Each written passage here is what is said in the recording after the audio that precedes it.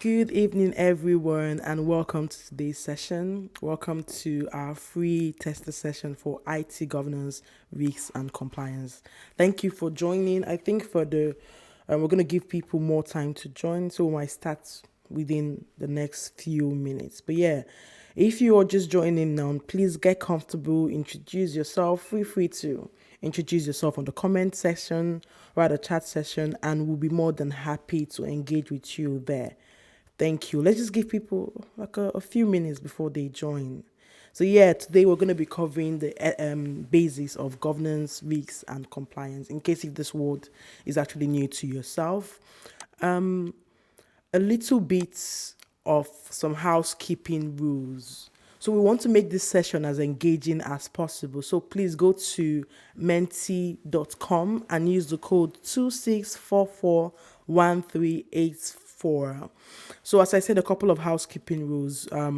Please use the Zoom chat functionality to communicate with us. And please make sure you mute your microphones until we have a Q&A session. We're going to be having a Q&A session at the end of this presentation. The session is going to be recorded and would love to meet you. So do not be shy and do not hesitate to put on your camera, please.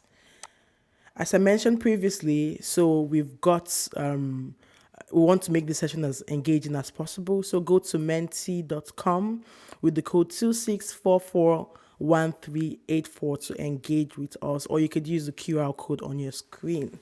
Amazing. We can see more people joining, and we're more than happy to meet you all. And yeah, we're going to crack on with the presentation today.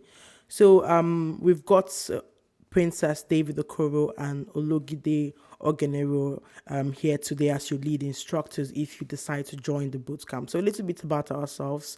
We've got about 5 years experience in the industry. I currently work as a senior cybersecurity consultant where I provide advisory services to organizations that are looking to improve their cybersecurity posture. And Ogenere, on the other hand, she works as a risk and policy specialist for the National Grid. So we have different years of experience to bring to you today. So yeah, I'm just going to give people more time to join and we're going to start shortly. Thank you. More people are joining. That's really amazing. It's really lovely to see people here today. Thank you for taking your time today. I understand it's a Friday evening and we might be in the pub or in the club or maybe in the bar, but thank you for taking your time today to join us. It's really lovely to see everyone today. So I'm going to be handing over to Ogenero to start this session. So please, as I mentioned previously, endeavor to engage with us in the chats function. We're going to be there answering your questions. And yes, sit tight as we start the session today. Thank you. This session would not go into too much detail, but it would just go into what, enough to know what you would need to kickstart a career in cybersecurity. So moving further, you would see, why pursue a career in cybersecurity. We'll talk about common careers, common cyber attacks in the industry or in the wild. Some of the impacts of cyber attacks on organizations and also on individuals, and some of the skills that you will need to excel in a cybersecurity career. So just a bit of an icebreaker. We would like to ask you this question. And this is not to insult people that already know about cybersecurity, but it would be very interesting to get an insight into what everyone thinks when they hear the word cybersecurity. So go on Menti with this code 26441384 and tell us what comes to mind when you hear the word cybersecurity, because there's a lot of misconceptions, there's a lot of stereotypes, and it would be very interesting to see what everyone thinks at the moment. If you have done so, you can just come here and pop us a message in the chat and let us know that you sort of responded. I think Princess, you will show us the results as soon as everyone has sort of put their own thoughts.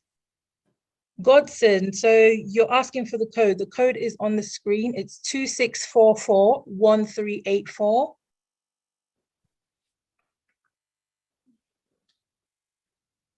Right.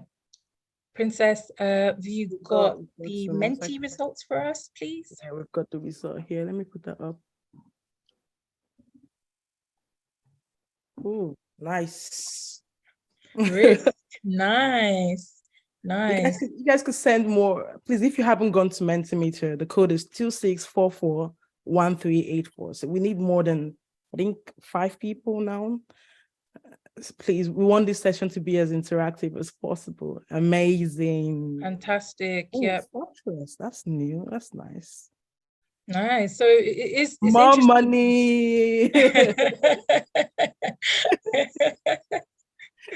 That is very interesting. Oh, thanks, Ian. We can see everyone's reactions, so this is a word cloud and it just shows what everyone is sort of feeding in. So it's interesting. So everyone else can see, what people think. So far, it's looking like risk and money is a common answer. Nice. Anybody else? We're 24 people on this call. There should be 24 responses, or 22 at least. Yeah, money. More money. Wow, there's a lot of money-driven people here. More money. Okay. That's nice. That's a motivation in itself. That is cool. So we've got vulnerability, protection of lives, network shield, safety. Interesting, very interesting. Now, we'll give it just a few more seconds, and then we will sort of move away from this. I think as soon as Princess moves to the next question, I think we've got 2 questions for you to kickstart this whole thing. Nice, nice, nice. More money equals more responsibilities. That is true. So yeah, that is up to you, it's a personal choice on your path. So, Princess, do you mind going back to the career motivations, please? So yeah, so why do you want to work in cybersecurity? I already work in cyber. That's cool. That is really cool. Feel free to school us on some things. Just joking. Keep the world safe, hackers, learning, community, career change. That is cool. So it's interesting to see, because we've got people that want to sort of switch careers. We've got people that would want to, would love a good challenge. We've also got people that want to upgrade themselves. That is really, really cool. And then there's people that also just find the space very interesting. I think it is. That is very nice. So yes, all of these answers are valid. It's interesting to see how people, have different perspectives on what cybersecurity is and why they'd like to go into a career in cybersecurity.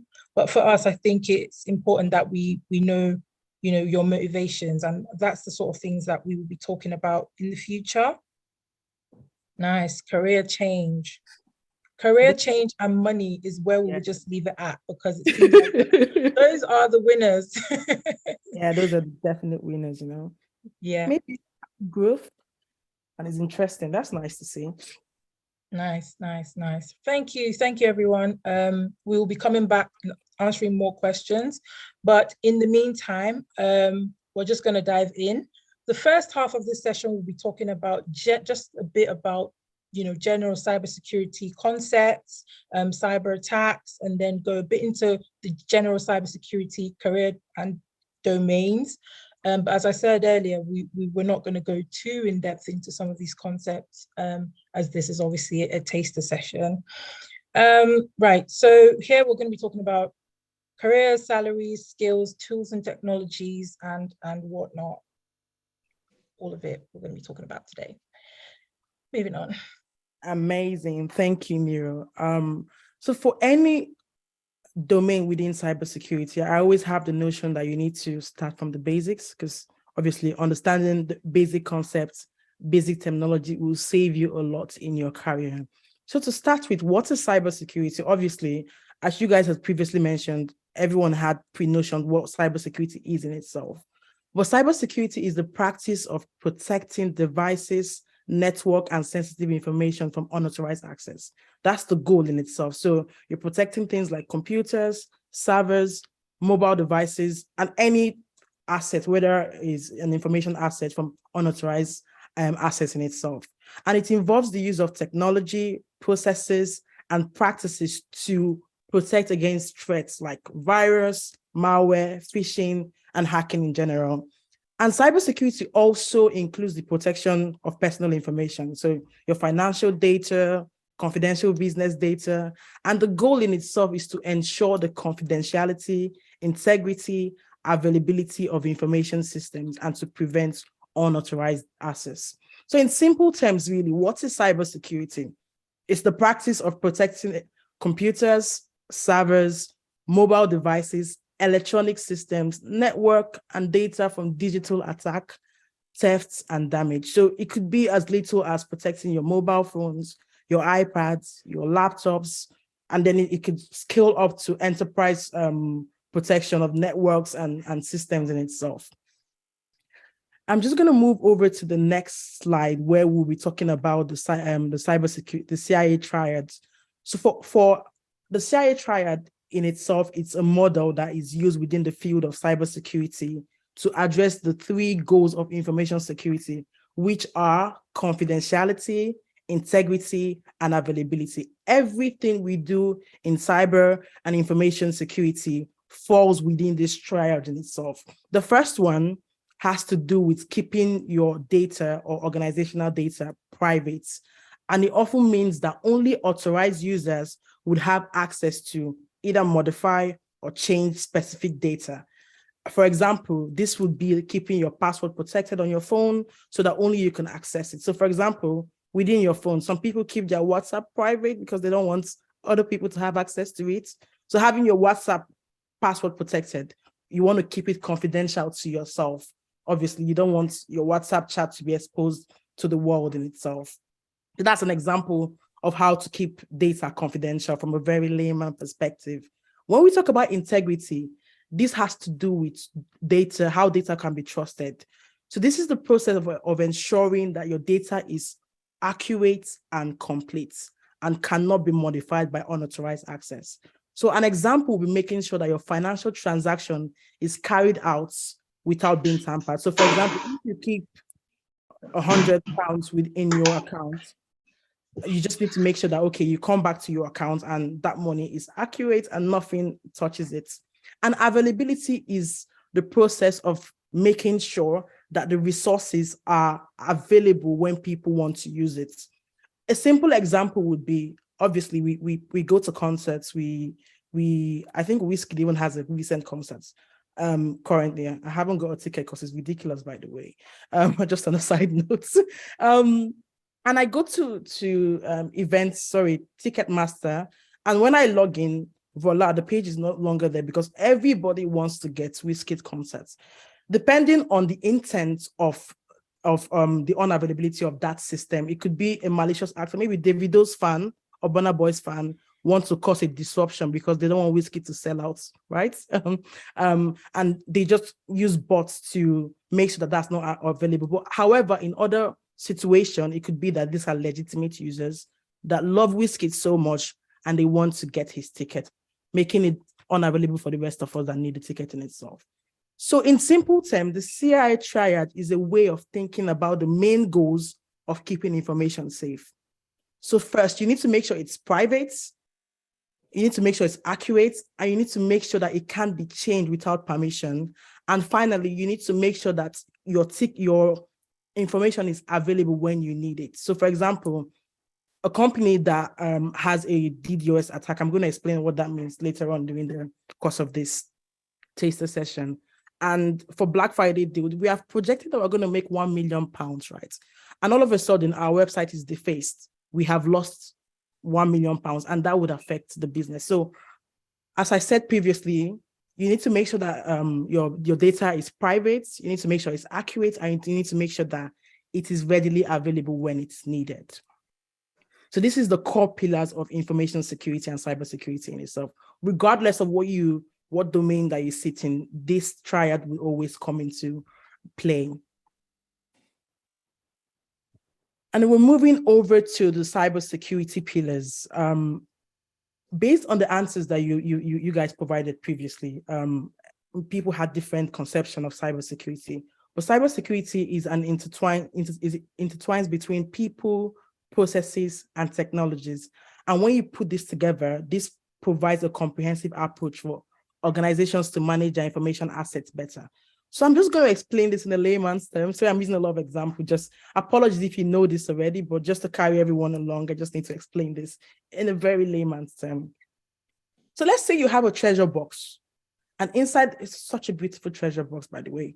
And inside the treasure box, you have a lot of valuable things like your money, your jewelry, your iPhones. If you love gadget like myself, my camera, my phone, everything is thrown into that treasure box. And my passport as well is thrown into the treasure box. But there are some bad people, that we're going to call them hackers, that want to steal things from my box, right? And to protect that treasure box, we have 3 helpers. The first helper, we're going to call this helper people. And these people in question are making sure that only myself and the people I trust, maybe my friends, my mom, my brother, have access to this treasure box. And they will also teach me how to keep my treasure box safe and how to recognize when bad people want to come and steal from me. So that's the role that people play in protecting my treasure box. And the second helper is called processes. So these are sets of rules that helps to keep my treasure box safe. So i.e., I need to make sure that it's locked with a key safe. I need to make sure that I don't leave actual things away from my treasure box lying around carelessly. I need to make sure that when I'm giving out the password to my treasure box, I need to make sure that an unauthorized user does not have access to that information. So these are a set of rules that I need to follow to keep that treasure box secure. And then when we look at technology, these are things like locks, camera, alarms that helps to protect my treasure box. So i.e., if my box is left in my room and a rogue actor comes into my room, the alarm goes off, right? And I've got a camera to see people that come into that treasure box. Anyways, this is a bit of a layman's example. But what I'm trying to emphasize here is the role of people, process, and technology in securing data or securing our treasure box that has a lot of valuable items. So people as we've got on the screen here, this is focused on individuals for protecting organization information and assets. When we look at cyber threats and the cyber landscape from a very holistic standpoint, you would find out that people in itself are the weakest link, because you could have the best technologies in place and you could have processes that are formalized. But when people are not doing what they're supposed to do, i.e., you're supposed to configure A, B, and C server in a specific way, and you leave it with the user, the vendor password, like admin, obviously, that's a weakness from a user perspective. You go to work and you leave your computer open. Somebody that might have access to the organization and maybe tamper with that. So when people do not know their responsibilities, this actually puts the organization assets at risk in itself. Obviously, as I mentioned before, processes are guidelines on how you could protect your treasure box. If you want to take anything out of this, just remember treasure box and tie it into how the pillar sits together. And technology, obviously, this has to do with systems such as firewalls, intrusion detection systems, antivirus system, and a lot of cybersecurity technologies. Oftentimes, this is where most companies start from.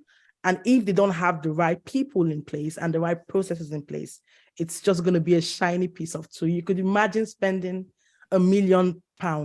And trust me, most of these tools are very expensive.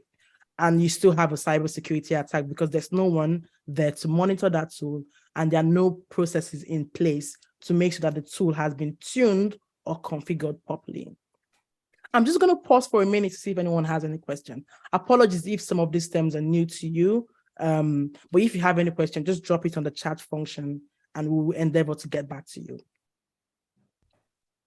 I'm going to move over to the next slide. And obviously, within the realm of cybersecurity, there are a lot of common attacks. We've got a number of them here, but because I'm conscious of time, I would not go into the full depth of this. Obviously, this will be covered during the bootcamp if you decide to attend. So we're going to start with malware. This is a short for malicious software. This refers to a software designed to harm or exploit a computer system or network. And this can range from viruses, worms, Trojan, horses, and spyware. So let's just take a step back, right?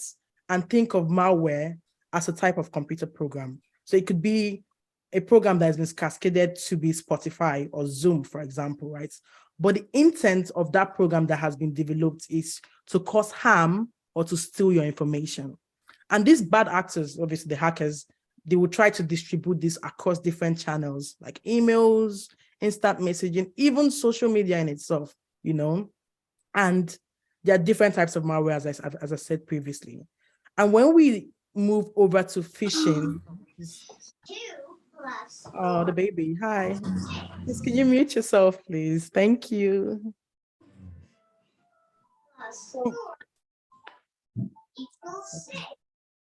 Amazing. Thank you so much for muting yourself. It's good that we have a baby amongst us, by the way. It makes us feel young again. So talking about phishing. So phishing is a type of online scam. I think this is very common, right, by bad actors, where they try to trick people in order to give them sensitive information like your passwords, your credit card information, and they pretend to be a trustworthy source. So this is normally distributed through emails, text messages now, and social media. So imagine that you receive an email that looks like it comes from your bank, right? The email tells you that there's an issue with your account, and it asks you to click on the link to fix the problem. Obviously, our money is where the bank is where it holds our money, and we're going to take that seriously, you know. And the first human instinct would be to click on the email, only for you to realize that you've been directed to tcb.com instead of tsb.com, right? And obviously, you just put in your details, voila, your password, your username has been sent over to a rogue actor, and they can actually access your details of your bank account with that means. So this is a common cybersecurity threat that is very common. I think most things start from phishing, either through emails, messages, and whatnot. I'm just going to pause there, obviously, because if we spend the whole of the time here talking about cyber attack, we're not going to leave you on time, and we're just being conscious of time. So I'm going to move to the next slide. So here I present to you the biggest data breaches that has happened as of 2022. What we can see here is everybody is collecting, right? So everybody has been affected, even the big dogs, you know. So for example, let us use Facebook as a use case here. You can see there are repeat customers. And based on this data breach, right, a lot of information has been exposed. So you find out that a lot of us here definitely use Facebook. And if Facebook has experienced a data breach, perhaps if we did not, for example, change our passwords regularly, we don't have strong passwords, our data could be exposed depending on the magnitude of the data breach in itself. So the likes of Facebook, the likes of Twitter, Microsoft, Schengen Police, Experian, imagine what people would do with your information, your credit score. You know, it's like it's food for all these bad people. Once they have your credit score, identity theft kicks in. You know, they could apply for a mortgage, a credit card, you know, and whatnot. Imagine that happening. So it's always good for us to keep abreast to how protected our information are and how secure we, for example, our passwords, making sure it's changed properly and whatnot. Obviously, this is based on an organization. I was speaking to a client today when I went to work, and this was from an OT perspective. So this client, they operation technology, they operate offshore, and I was trying to create a playbook for incidents, for how they would respond when an incident relating to operation technology occurs. And whilst having the conversation with the client today, I just realized that if their business is out of operation for a week, they stand a chance of losing about $10 million. That's a lot of money, you know. So the impact of cyber attack, it ranges from financial loss, which is mostly felt Reputation as well. I wouldn't want to do business with someone that obviously doesn't protect my data properly. And you think that's where it ends. No, it doesn't end there.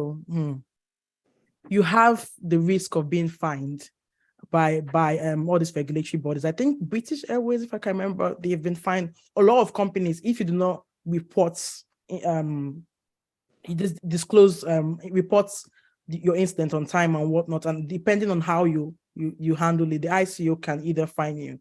And then obviously compromising of customer data, loss of customer trust.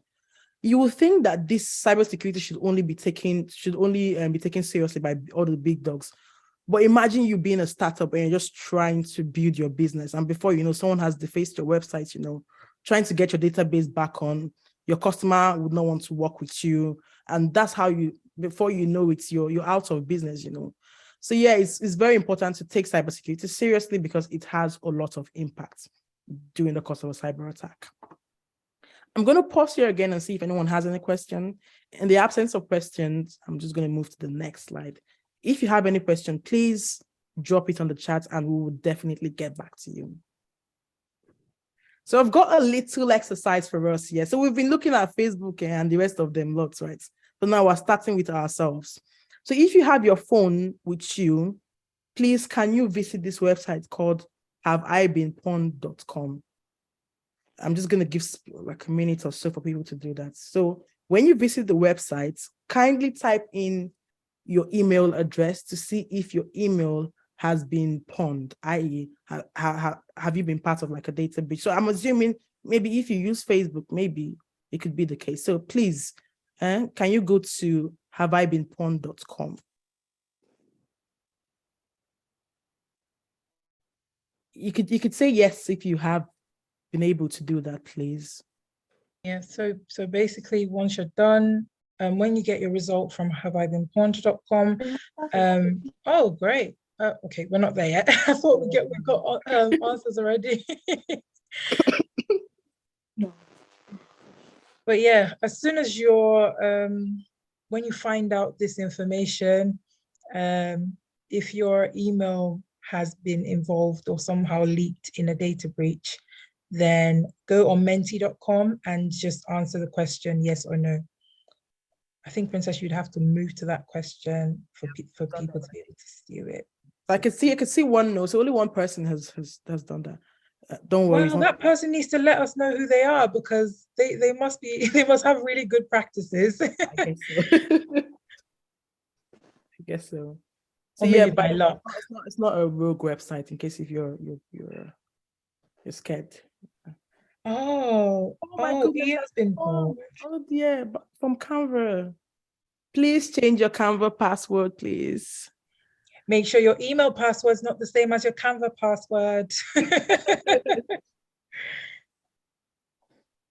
But yeah, those are the sort of things that we all are not sort of immune to. Yeah, everyone is obviously definitely. Just make sure you keep abreast of this and make sure that your password is changed regularly. So you would see that on the website, it recommends tools like onepassword.com, 1Password to use if you have been pawned. Let me see. Uchenna, oh, you have been pawned. Oh, wow. Please change your password. Oh, Godson. No, he's really a God's son, as his name implies. And I guess he's got good cybersecurity. Oh, Mary has been pawned 12 years ago. Wow. Wow, that is a long time. That's a long time. So yeah, just is in case you're not comfortable to reveal that type of information here, you could take that home. Now you know the website. For all the places that you have been pawned, please change your password.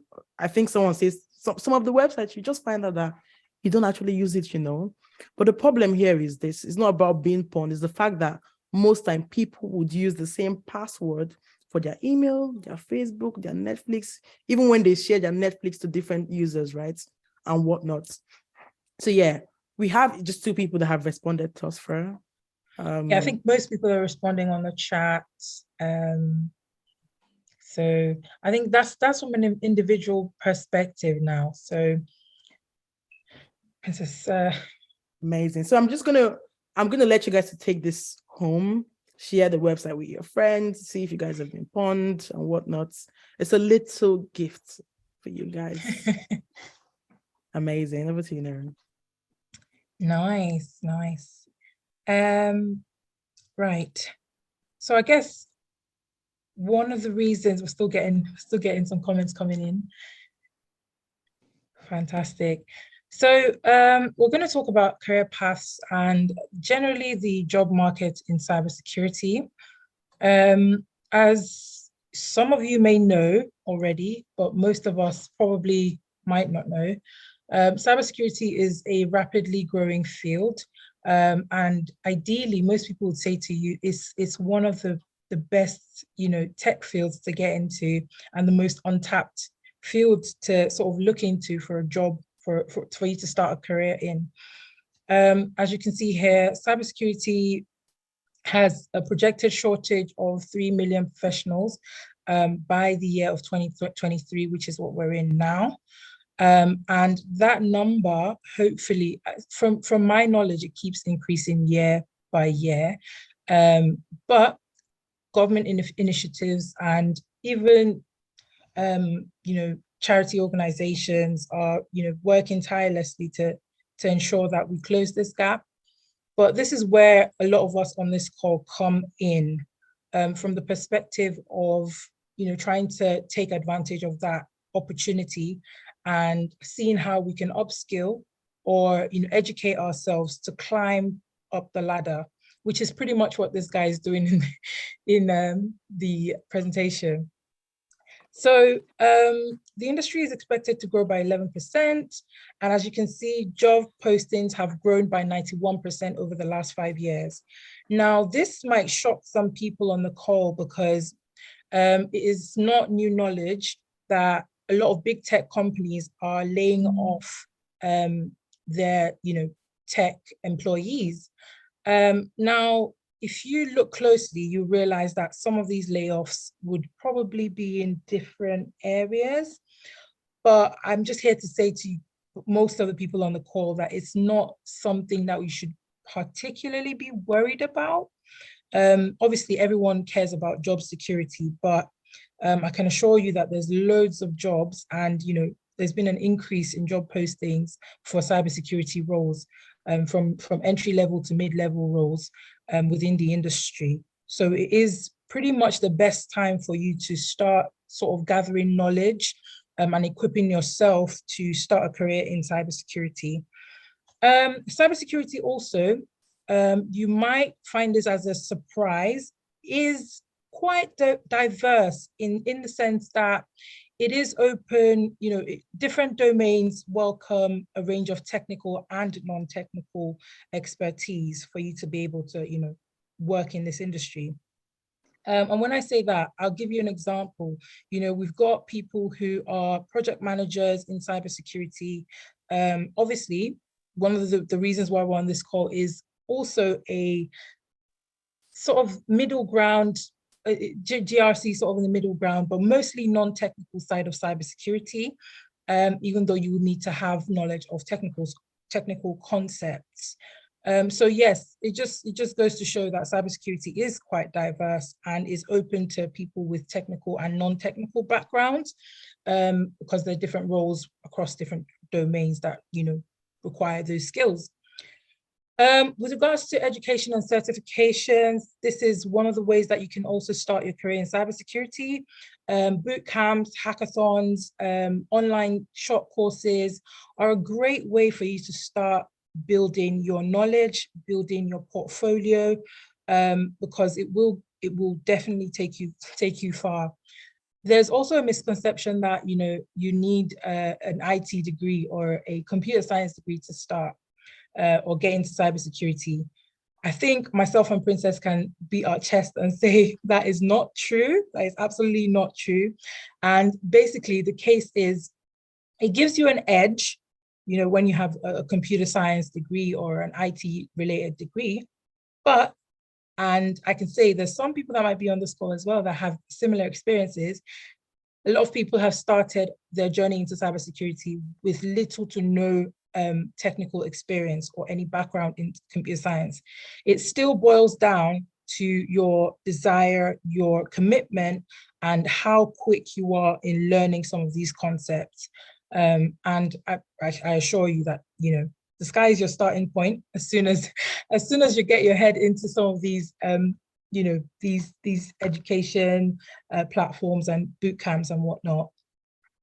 Right. I think the last point on there talks about the shortage of cybersecurity, you know, experts. So not going to go into that. I think I've sort of covered that as well. So expanding more on the different areas of expertise, we're going to be referencing the NIST cybersecurity skills framework, which uses business-oriented roles to sort of map into cybersecurity job roles that you see from day to day. And if you do some research, more research into this, and we go into this as well in our career development program, where we talk about, you know, the different roles that different functions play within cybersecurity. We're not going to go too much into that as well, only because this is a GRC sort of boot camp taster session. So as highlighted on the screen, you can see the oversee and govern business-oriented role. And basically, this sort of maps to the governance, risk, and compliance side of things, which we'll be talking more about in a second. And basically what this involves is cybersecurity management, and it involves technical and non-technical roles, as I mentioned earlier. Some of the roles or responsibilities you see within this field includes executive leadership. You have people from legal, so you have some lawyers as well that sort of specialize in cybersecurity, planning and policy analysts. We've also got program and project managers, which is what I mentioned earlier. So people that also want to switch into this career can sort of transfer their skills to the oversee and govern side of things, which is the governance, risk, and compliance domain of cybersecurity. Communication staff, training staff. So one key area as well, which maps to what Princess had said earlier about the role that people play within organizations. And training and awareness is huge in cybersecurity. So people that are good with communicating certain, you know, practices, best practices, and, you know, awareness for employees throughout the organization can transfer their skills to the training and awareness domain, basically. And we've also got cybersecurity managers, which is more of a senior role. So I wouldn't go too much into that at the moment. But yeah, this just sort of categorizes all the different domains by their business oriented roles. So yeah, we're just gonna sort of move away from this now. Right, so we're back to Mentimeter, which is one of my favorite parts. One of the key things that we would like to help people with is understanding their strengths. A lot of us have different motivations for why we want to get into this field, but I think it's very important for people to understand what their strengths are, and sort of tie it into what their, you know, motivations are. And, you know, a good combination of this can be a great way to catapult yourself into the industry or into a career, or, you know, sort of breaking into tech career. So please go on Mentimeter and answer this question. What are your key strengths? What soft skills do you think you have currently that you think can be transferable into this industry? That is interesting to see.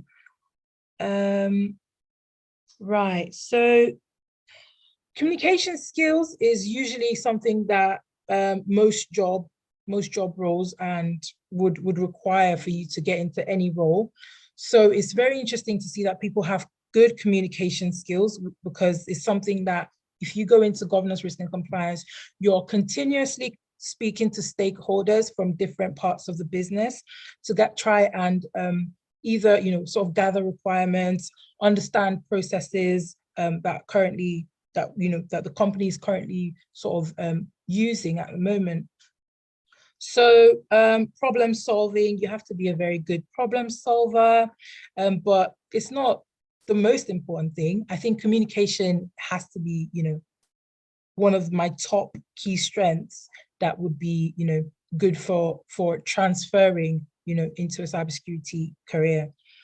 Teamwork is good. Teamwork, adaptability, that I did not see coming, because adaptability is very, very important for people that are career switchers, or even people that just want to get started in the industry. Being able to adapt in any environment is very, very, very important, because you're going to find yourself speaking to different people from different parts of the business. If you're working as a cybersecurity consultant, and I know Princess can attest to this, you tend to meet different people from different backgrounds, from different parts of the business. And if you're adaptable, you will probably survive, most likely survive the industry. But yeah, all the numbers are adding up. Seems like most people are very confident in their skills. But what I want you to take away from this is, when you're drawing your career sort of path, or your plan, creating a plan, you need to identify your key strengths, because that's the only way you can map it to the domain of interest, or a domain that suits you. So yeah, all these ones that we've put on the screen are the ones that are necessary to get into the GRC domain. So seems like we've got some, great skill set on the call. Yeah, we've just finished talking about transferable skills. And just to go over it, let's just whiz through this. Good communication skills, very, very important. As I said, the ability to, explain technical concepts to non-technical audiences. And just a bit of a story as well, a backstory. I think when it comes to communication, it's one of those things that personally, I always wanted to be, sort of better at as a person. You're never the best communicator when you're in business. You're constantly learning that, different audiences will demand different language, if that makes sense. So the technical guys will need a different kind of language, and senior stakeholders would demand a different kind of language. Most times people expect senior stakeholders, that's the CEOs and the CISOs, HR managers. Oh, this iPhone keeps unmuting. But basically, being able to explain technical jargon, is what I would call it, to non-technical audiences is a key part of doing this job, or sort of excelling in this career. You have to have good organization skills. This is pretty much transferable across most roles out there. So being able to prioritize tasks and know what's important is very important. Understanding basic computer systems and networks. This is why education, certifications, and getting qualifications is important, because those are sort of the places that you gain your foundational knowledge. Everyone has to have fundamental knowledge of cybersecurity concepts. You can't just bullshit your way through. You have to have the foundational knowledge of networking and how computer systems work. Because if you're helping to advise, or if you're in a position where you're liaising with a security operations team, you have to understand basic networking and computer systems. And now, don't let that scare you, because I think in the simplest way possible, we've actually covered some of that on this call. So if you've been understanding what we've sort of talked about so far, then there's no reason why you can't sign up for a course that actually talks about the fundamentals of cybersecurity, because you will understand it. So don't be scared. Don't let that hold you back. Understanding security protocols also sort of falls under that. Familiarity with security tools and software. Now, this is a tech heavy, the industry is heavily relies on technology.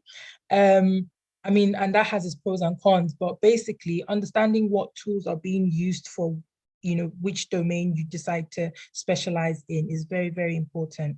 Knowledge of compliance and regulatory requirements, also important. Most people will know about GDPR, which is from a privacy standpoint, but there are also cybersecurity specific frameworks that people have to familiarize themselves with. Strong documentation and record keeping skills, very, very, very important. If you're a consultant, if you ever find yourself in a consultant role, or pretty much mostly consultant roles, but if you find yourself in an analyst or specialist role, you will be doing a lot of documentation. So if you don't like documentation, run away now, because well, don't run away. There's nothing you can't be good at, right? Yeah. If you practice, you can be good at it. There's so many tools out there that can help you to do your job. As I say to people, you have everything you need to do the job that you've been asked to do what you want. So there's so many tools. There's Grammarly, there's AI tools out there that also help people with copy, with generating copy. So I know as Nigerians, sometimes we can also hold back a bit because we have this sort of inferiority complex or imposter syndrome about our language or how we speak. Just throw that all away. I think just to add to Nero's point, by the way, I speak Nigerian, right? And this is something that has been a concern for me in my career, i.e., I come from a digital forensic and incident response background. But it would surprise you that I rose to being a senior cybersecurity consultant with my Nigerian accent, i.e., I go into meetings and I speak like this to CTOs, CEOs, CISOs, and the likes of people within the board. As far as you can articulate yourself properly, pace yourself properly whilst you speak, people would understand you. So obviously, I tap into the fact that obviously because we speak with our Nigerian accent, it could be a little bit of an inferiority complex, but you could rise to the top regardless. Just own your shit, as I would always say. Own it. Once you know your stuff, definitely it will speak for you. And then continual improvements as well. Just make sure you always improve yourself.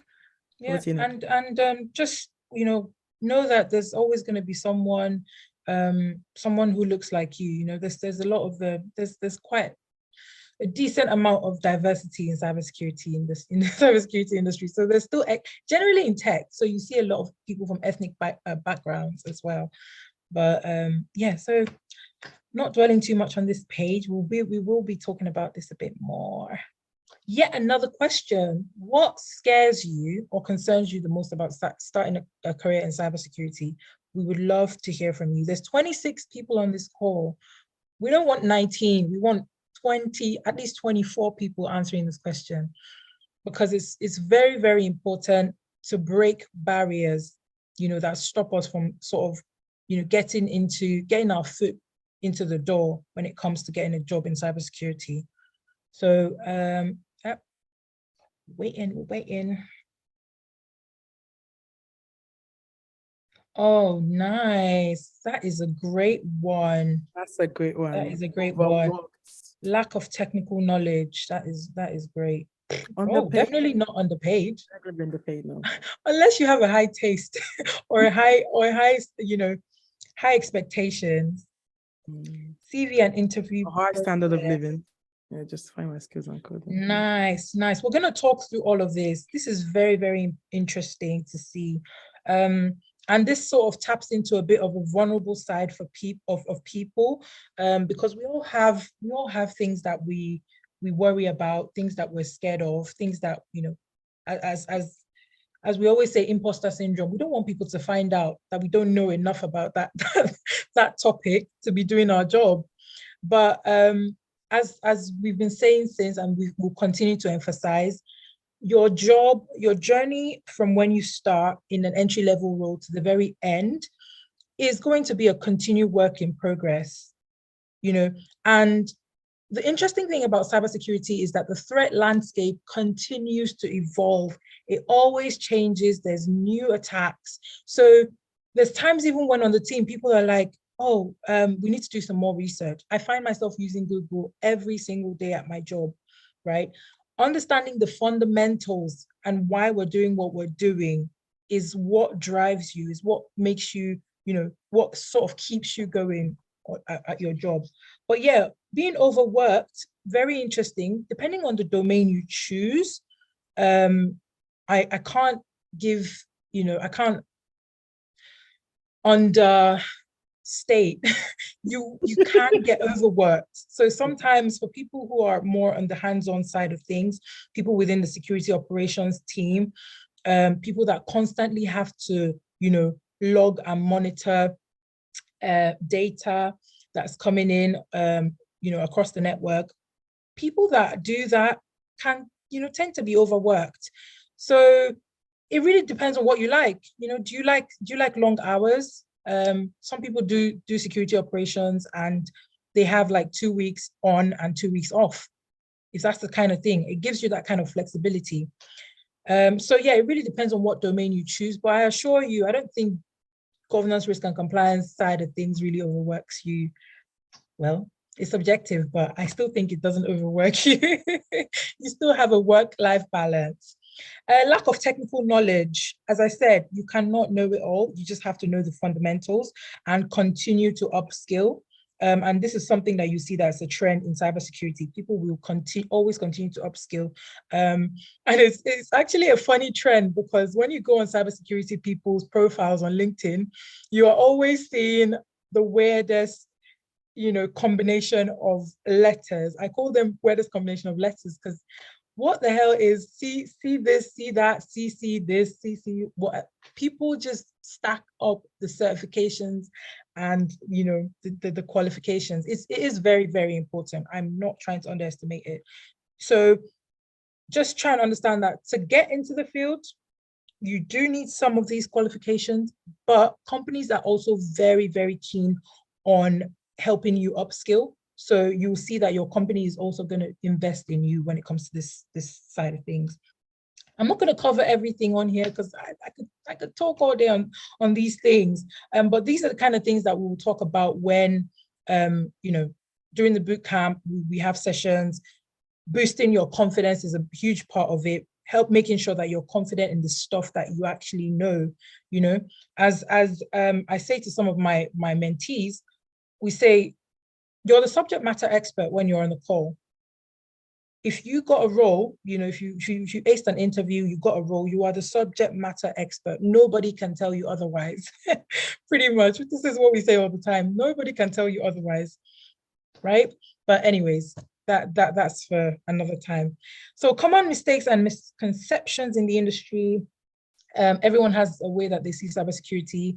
Most people see it as a very, very technical field, but luckily enough, there are some non-technical fields, and it is open for everyone who wants to switch into, cybersecurity career and start a career in this field. So yeah, cybersecurity is not a single career path. It doesn't, it's not just the penetration testers, because I hear this a lot. You ask people, what do you want to do? They're like, oh, I want to be a pen tester. Where did you get that from? No shade at anyone who's already a pen tester, because I know we have people who are already in the cyber field on this call, but no shade. But cybersecurity is not it doesn't have a single career path. There's so many options for you to do. There's cyber sales. So if you're really good at communication, you can do cyber sales. You can sell tools to people all day. If you're good at winning people over, good at talking to people about, the benefits of something, if you can sell a tool or an app on your phone, you can probably sell a tool to someone. So there's so many opportunities for you. So I've covered some of these things already. Technical knowledge, hacking, coding skills. It really depends on where you choose to specialize, but for the purpose of this, GRC will need a minimal level of that knowledge for you to excel in the field. Cybersecurity jobs are mundane. That is not true. That is definitely not true. There's new challenges every day. So you're always going to be challenged in your job. Be ready for that. There's things that will always come to you that will challenge you. So you always have to keep abreast of things.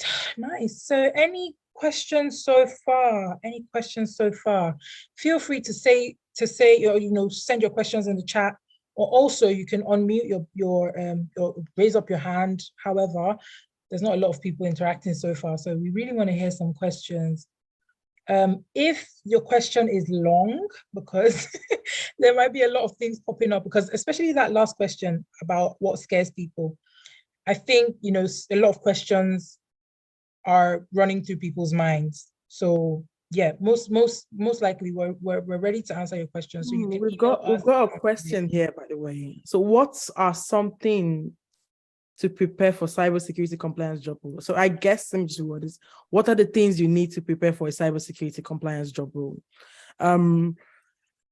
As we've covered previously, right? You need to, I think the starting point would be to understand the skills that you have and the skills that are transferable in itself, right? And obviously, I will start with like a framework. Do I want to be like an ISO expert? Do I want to be proficient in NIST assessments? But that's the aim of the bootcamp in itself. Once you attend the bootcamp, you'll be exposed to how you can better prepare yourself for a cybersecurity compliance role. We're going to be going into the depth. I think when you step out of the bootcamp in itself, you will be equipped to actually go there and get a cybersecurity role. Thanks for the question, Ian, by the way. Great. Amazing stuff. Let me see this. So thanks for staying. We've got 27 people. That's great. I guess you're not bored today yet. That's amazing. Thank God. Thank God. Honestly, I think me and Princess said if we get this far and people are just bored, we're just gonna bring out pom-poms and start dancing or something. Or play music or something. Yeah. There has to be some level of entertainment because cybersecurity is actually fun, you know. Trust me, it is fun. So moving over to the second part of the tester session, I guess that's where everyone is here, right? So we're going to go through the bootcamp, the overview of the bootcamp, what you would learn, the learning outcomes, what is GRC? This GRC that I've been talking about since, what actually is GRC? What's a cybersecurity strategy? An introduction into cybersecurity frameworks. We're just going to scratch the surface at the end of the day. What type of job roles and certifications do you need to get a job within the governance, risk, and compliance domain? And a day in the life of a cybersecurity analyst. We've got a special guest today. So if you want to actually hear from this special guest, let me hype her up very well, by the way. She comes from a non-technical background, and I'm not joking, but she comes from a non-technical background, and within the space of 3 months, she got a role within the GRC function as an information security officer. It was even less than 3 months, and she did not have a cybersecurity background previously. So yeah, please just stay back as you hear her story, because she's just starting her journey anyway. So it's going to be good for her to walk you through her journey as well. So I'm just going to move to the next slide. So this is the course outline for the bootcamp training. So we're going to start with cybersecurity fundamentals. We've covered a little bit of that today, but we just scratched the surface. And then we will teach you how to manage information security risk. So for everything, you need to start from a risk assessment, because you need to know your level of exposure and then the controls or measures that you need to take to be able to mitigate or reduce the risk. At the end of the day, you cannot really get a risk to zero. The aim is to continue conducting risk assessments, seeing what you can accept and whatnot. So we're going to go through this with you, how to conduct risk assessments, how to develop and maintain a risk register. Trust me, there are roles called information security risk analyst, information security risk specialist, and whatnot, where on a day-to-day, this is what you'll be doing. We're going to go through the common GRC frameworks, likes of GDPR, which is very common, SOC 2, ISO 27001, how to perform, obviously, the NIST as cybersecurity framework, how to write policies, because obviously you do that in your role, what's the difference between policies, standard, and procedures, writing effective information security policies, and useful tools and templates. So one of the key things that you would gain is that when you are leaving this training, you're going to have a lot of resources to hand. And I would always say this, you need once you have the resources you need to do your job, you will just fly. Because if you, obviously they come to you, oh yeah, we need to write a policy for asset management. How do we go about it? You've seen that before, right? You've written one before. You just need to build upon that. And then we're going to go through how to perform information security audits from an internal audit perspective, helping you develop audit charters and plan, how to create audit checklists and whatnot. And then we'll also cover third-party risk assessments, which is also a huge part within the governance, risk, and compliance domain, because oftentimes companies continually need to know how to manage third party and the risk that they inherit from these third parties as well, because you'll be surprised that within an organization, there's like over 100 tools that they use from a third party, whether they provide them tools or services. So we'll teach you how to conduct third-party risk assessments, how to review and write clauses for contracts and third-party SLAs, how to develop third-party management policies. And then we'll go to security awareness, where would obviously, depending on where you sit, you could be a part of an internal team. You'll be responsible for conducting security awareness training. So how to conduct this, the tools that you could use for this. By the time you finish that module in itself, you could go into an organization and influence and change the cybersecurity culture within that organization. And then the final bit, which is the last section, would be how to get a GRC job, which is very important. So as part of the boot camp in itself, we're not just going to teach you from 1 to 8 and just let you just go there by yourself. No, we're very supportive people. We love to help. I'm not actually saying this. We love to help. I'm not actually saying this to just say for saying it. We would help you with your CV and your resume review. If you've got a job, we will sit down on the call and prep with you ahead of the time. And cleaning up your LinkedIn, you need to position yourself where when the opportunity comes, you're ready to ingest it. I'm always a believer of whether you're ready or not, you need to be prepared, because you might see an opportunity and you're like, oh my God, I don't even have a CV. You don't want to be left in that kind of position at all. So you need to be prepared in case, obviously, because the end goal is to get a job, right? Because we're going to hustle for mommy and daddy. You get what I mean, right? We didn't come to London to count the bridge. That's the goal. So yeah, these are the things you would learn from the boot camp if you decide to attend it at the end of the day. So I'm going to go into what GRC is. I'm sure. So I remember sending some of the flyers to people, and someone was like, hey, what is GRC? I said, come on, you will know what GRC is. So to that point, GRC refers to the systems, processes, and tools that organizations use to ensure that they operate in a compliant and ethical manner. So I'm going to repeat that again. It's the system, processes, tools that organizations use to ensure that they are operating in a compliant and ethical manner while managing and mitigating cyber risk. GRC in itself obviously stands for governance, risk, and compliance, and is a critical aspect of modern business, as it helps organizations to protect their reputation, avoid costly fines and legal issues, ensures that they are operating in a very sustainable and responsible way. So when you have a very effective GRC program within an organization, what this would involve would be a wide range of risk and compliance requirements across the organization. And I would always say this to people, right? The term risk in itself is not a new term, and it's not just from an information security perspective. Risk varies across different domains, whether in IT. Compliance in itself as well. If you work in an HR job, you have policies that are effective for HR individuals. So this in itself trickles down to the domain of information security, where you're writing policies that could govern how, for example, the guys within login and monitoring monitor the organization assets and whatnot. And obviously, for you to be able to have an effective governance, risk, and compliance, it requires ongoing training and educating the employees to ensure that they are aware of their responsibilities. So that's what GRC stands for in itself. And then governance this is a means by which organizations are directed and controlled. So oftentimes, this is where you set direction. So oftentimes you start from a cybersecurity strategy, you trickle down to your policy and your procedure documentation. And what this ensures is that the business, you're aligning your IT with the business goals.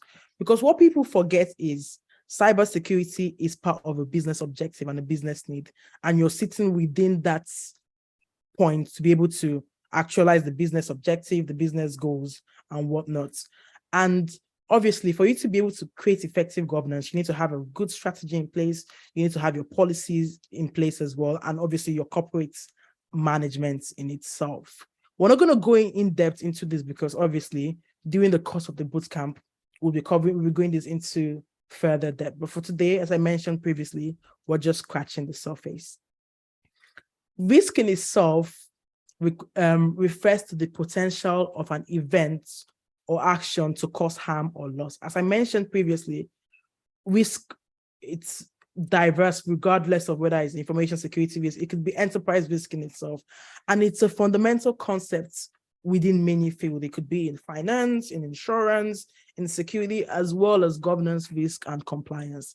And understanding the importance of managing risk is very important, because this in itself can cause a lot of maybe financial risk, operational exposure to the company in itself.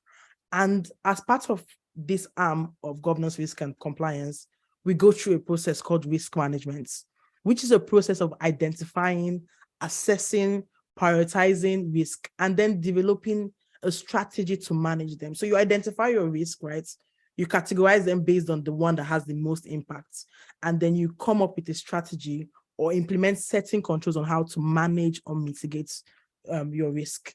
And the goal of risk management in itself is not to get it to a negative level. No, it's going to be very hard to do that. But what you're trying to do is to minimize the potential impact. You're going to a continuous process to reduce the impact on the organization and to manage the risk from a very holistic standpoint. And there are different frameworks from an information security perspective.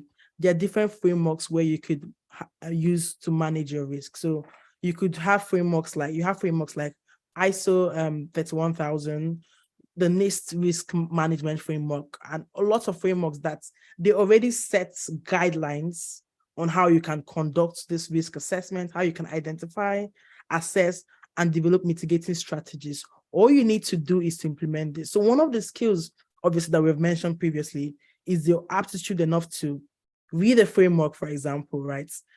And then implement it to specific organization based on their needs. So the underlying principle is the same. What is risk? Anything that can cause a harm. From a cybersecurity perspective, anything that could cause a cybersecurity harm, right? You're trying to reduce the impact. So for example, let's say a company that operates, a retail company, right?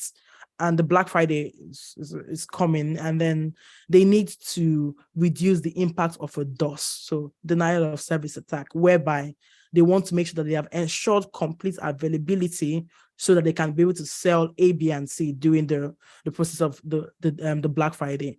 And for that, they would have implemented certain controls in order to reduce the impact. So what they are trying to achieve here is, during Black Friday, we want to make sure that our website is up and running and is available for people to purchase whatever they want to during that period. And then we move over to compliance, which refers to the process of adhering to laws, regulations, standard policies in an organization. So compliance in itself, it spans between legal requirements. So this is where GDPR, legal and regulatory requirement. This is where GDPR would fall under. Industrial specific compliance, cybersecurity compliance framework, like the likes of ISO, SOC 2. We're going to go into that as well as we progress with this presentation. But compliance management in itself is a process of identifying, assessing, and addressing compliance requirements. So let me use ISO as an example. ISO might have a set of controls that you need to be compliant to. So let's say you need to make sure that access control, you have an access control policy, and there's an MFA in place as a requirement. So what you're ensuring is, based on the ISO requirements, you are adhering to what they have specified. So i.e. you go through a process of getting a tool or implementing MFA across your organization. And this typically involves developing policies. I didn't even know what happened. Some of it, now some of it's on the floor. I don't know, leave that one for now, just for my eat. Oh. Sorry, can you just mute yourself, please? Thank you. I guess someone is having dinner. Obviously, we all need dinner, don't we? So yeah, as I was saying, so what this entails is the process of developing, implementing policies, procedures, training employees based on the compliance requirements. And an effective compliance management should also ensure that organization obviously adhere to the regulatory requirement, because you don't want to be fined at the end of the day. And most times, the main drivers for compliance, for organization being compliant, is often business need, i.e. you're trying to work with a certain supplier. They wouldn't work with you if you don't have SOC 2 certification. So whether you like it or not, most businesses would gain that certification so that they can acquire more clients. So at the end of the day, it's driving business needs in itself. So yeah, that's just an overview of what compliance is. I'm just going to move to the next slide on the importance of GRC. Amazing. So as I mentioned previously, GRC is very important, obviously, from a compliance perspective, a risk management perspective, or governance perspective. I've covered a bit of this previously, so because of time, I wouldn't spend so much time on this. But then from a transparency and reporting perspective, it helps organizations to provide a clear and transparent view of their compliance and risk posture. So oftentimes, as part of senior management reporting, you would be faced with a situation whereby you have to provide metrics on how you performed against specific controls and where the business needs to invest money. So if you find out that there's a weak control, right, and as part of board meeting or board presentation, they know that, okay, we have this level of exposure. I guess it's time for us to get an EDR, it might be an endpoint detection and protection tool, so like an antivirus tool within my organization. So this helps for transparency and reporting. It also helps for business continuity, because the aim at the end of the day is not when, the aim is most times, most companies would actually have an incident. That's the case, depending on the severity.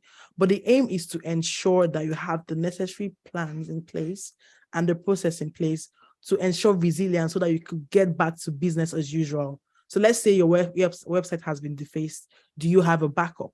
Can you get the website back up and running within A, B, and C time so people can go back to actually purchasing those things? So you need to have those plans in place. And then cost optimization as well. GRC helps organizations to optimize their resources and budget to reduce the cost of compliance and risk management. Compliance and risk in itself compliance is expensive. So you need to make sure that you have the right resources and optimization of the resources in place so that you don't spend so much money on things that would not give you a good return of investments. So I'm just going to pause here a bit before I hand over to Nero. Does anyone have any questions? I guess if you have, I see that the chat is booming, so I'll crack on with the chats. Over to you, Nero. I had myself on mute there. Right. So with all the things said, technology is not enough. Now, a common practice in cybersecurity, especially for large and medium-sized organizations, is, people tend to sometimes go off without any cybersecurity strategy and just, think, oh, we've been made aware that, this technological solution can be the solution to our problem. Let's install this, EDR tool. Let's install this theme tool. People tend to want to purchase a lot of tools to help them protect against, cyber attack, or give them visibility over their assets, their digital assets. However, one of the reasons why the GRC function exists is to make sure that everything is sort of done in a certain, everything has an approach. There's a strategy behind everything. And we don't just have people sitting down for hours, constantly not even prioritizing what attacks to focus on or what vulnerabilities to focus on. And they're just, sitting down there and on the defense, basically. So it's a very, very reactive approach, having all the technology in the world without having, some sort of process or some sort of policies to sort of govern, this technology, basically.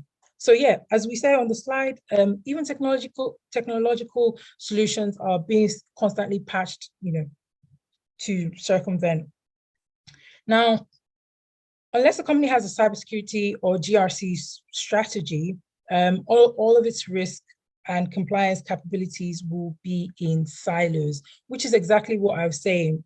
If companies don't understand what risks are more sort of geared towards them, because cybersecurity, for example, some industries are more likely to face certain attacks than others, right?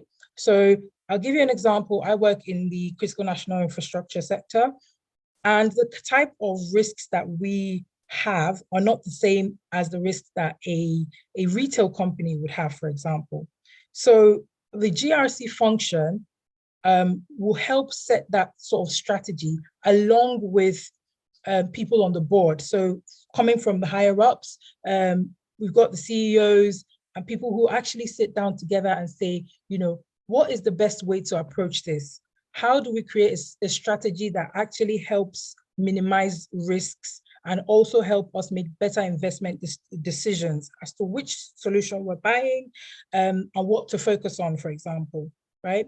So that's sort of, the balance between technology and also, strategy, if that makes sense. So they sort of work hand in hand. Now, essential governance and operational processes include incident management response process, which are processes that are in place so that anytime an incident occurs, a company is very well prepared, and we have a set, of steps and procedures that we're ready to take. So it's a very proactive measure. Companies, or mostly large organizations, already have strategies and these, response processes in place. Classifying business value of data.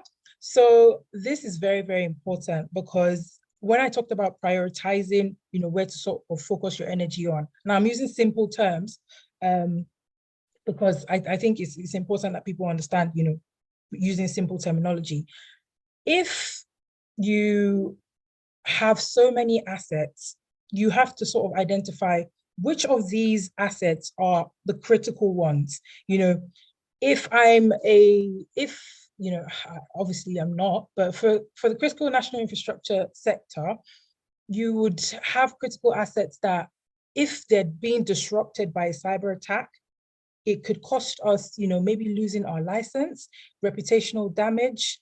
It could even cost like something called, like a blackout, for example, right? So if we have some sort of attack against the critical national infrastructure of a nation, serious things can happen. People can actually die, right? So if the power grid sort of gets, taken over by malicious threat actors, then what you get is, total chaos. Simply put, total chaos is what I would say.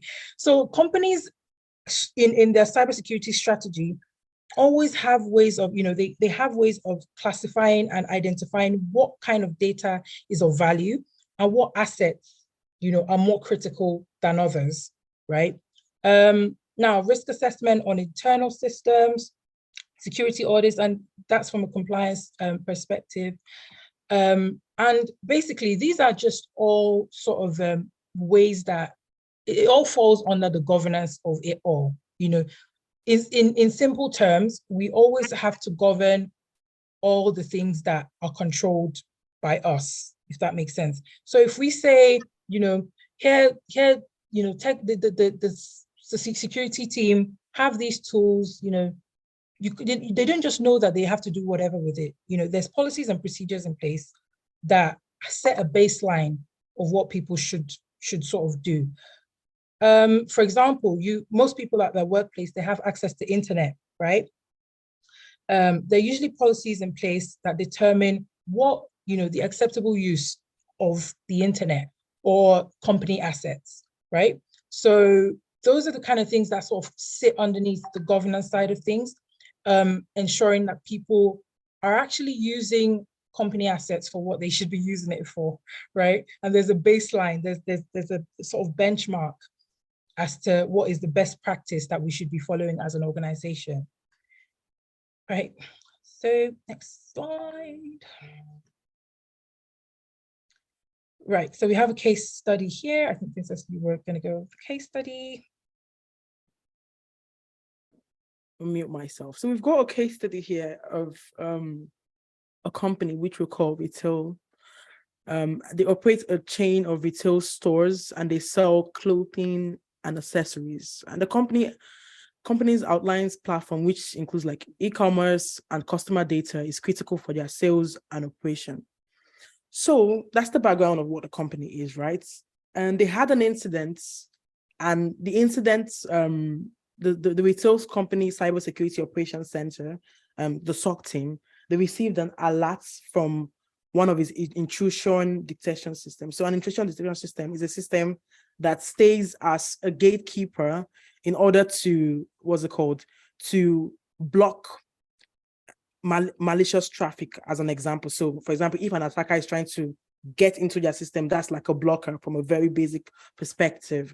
And the SOC immediately launched an investigation and discovery process. And obviously they discovered that the hacker in question used a phishing email, which is very common, as I mentioned previously, to gain access to the system. And the attacker then used this to access sensitive customer data, personal information, and credit card numbers. So as part of the response to this, their incident response team quickly sprang into action because they have good governance, risk, and compliance process in place by activating their incident response plan. So before, and that's what governance, risk, and compliance enables us to achieve. It gets us to think ahead of a problem. We're proactively trying to find ways in order to reduce an impact of certain things if it actually occurs. And they had an incident response plan, so they were able to isolate the affected system very quickly to prevent further data loss. And the team then began forensic investigation to understand the scope of the attack.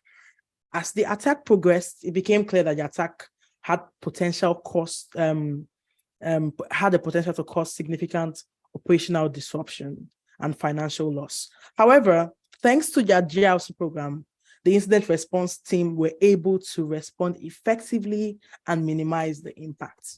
So oftentimes, within my organization, we do things like tabletop exercise or scenario testing, where we gather the executive together and run through an actual incident, even if it has occurred or not before, so that we can see how the team are prepared if that actually occurs. And this is because GRC is very proactive in nature. So because of this team had an incident response plan in place, they were able to get the right stakeholders involved. They were able to summon their incident response team really quickly as possible. And they were able to minimize the impact. And that's the aim, really, because this was one system that was affected. Imagine if there was not a strategy in place to get things up and running. It would have gone from one system to 10 systems before it's across the entire network. So having a good GRC strategy, a plan, good policy in place would help to reduce potential impacts. And here we talk about strategy. Right. So I've touched up a bit on this, so I wouldn't dwell too much on it. But simply put, a cybersecurity strategy is a comprehensive plan that outlines an organization's approach to protecting its systems, networks, and data from cyber threats, right? So whatever things we're putting in place, whatever controls we're putting in place, whatever policies we're putting in place, we have that all in a plan, in a document. As they say, if you want to do something, or you have a goal or an objective, always write it in paper, put it in paper, and that's what companies do. It's a simple, sort of approach, right? But there's a lot of thinking that goes into this. There's a lot of assessments that go into it. And for an organization, depending on where they're at, which is, their posture. When you say someone's posture, where exactly are they at that point in time? So most companies, to develop their cybersecurity strategy, they start from their current profile. So where are we right now, and where do we want to be in the future, right? What is our target profile? And for you to get from point A to point B, there's a lot of things to, obviously consider. There's budget, all sorts of things that come into play. There's just so many things that come to mind, right? And this is pretty much what a cybersecurity strategy document would usually contain. And usually that process goes from a stage of defining what our current profile is. Usually consultants will help with that and determine, do a gap analysis to sort of say, where is this company right now? Where should they be? Based on compliance frameworks. Compliance frameworks usually set, and we'll talk about that in a second, but compliance frameworks usually sort of set that standard of best practice. This is what you should be doing to keep your level of security in your organization to a good standard, right? Now, this is usually qualitative or quantitative, and this is where risk management sort of comes into play as well, right? Which is, people try to quantify risk or qualify risk. We'll go into that in the boot camp. But risk management in itself is a huge part of setting cybersecurity strategy for the future. But as I said, it's literally identifying where we're at now and where we want to be in the future and how we're going to get there. Are we implementing tools? Do we need some policies in place to make sure that employees are not doing what, they're not supposed to be doing with company assets, going, accessing places that they're not supposed to access, sharing company data, all sorts of things, right? And it literally just sets that, that strategy. And there's a continuous monitoring process for this, which is what the GRC team does. We are responsible for making sure that cybersecurity strategy is not only implemented, but is constantly reviewed from time to time as well, right? Yeah, as I said, an effective strategy is instrumental in setting direction of your cybersecurity program and budget. It determines budget allocation and all that kind of stuff, prioritization of your objectives. So, Princess, please, can we move to the next slide? I think we should just sort of speed through this now. Amazing. So we've mentioned a lot of cybersecurity framework during the course of our presentation. But what is a cybersecurity framework? It's a set of rules, guidelines that help companies to protect their systems and sensitive information. As Nero mentioned previously, it helps to set of best practices. So, i.e., you have a set of get the dancing all right, yeah. Hi, Helen. Oh gosh, sorry. No, you meet yourself. Again. Apologies about that, by the way. So yeah, it helps to set rules and guidelines to help companies protect their systems and sensitive information from being hacked or stolen in itself. So what you have here, so let's take ISO 27001 as an example. You have a documented framework that contains a set of requirements and controls which companies are supposed to comply to for them to become ISO certified.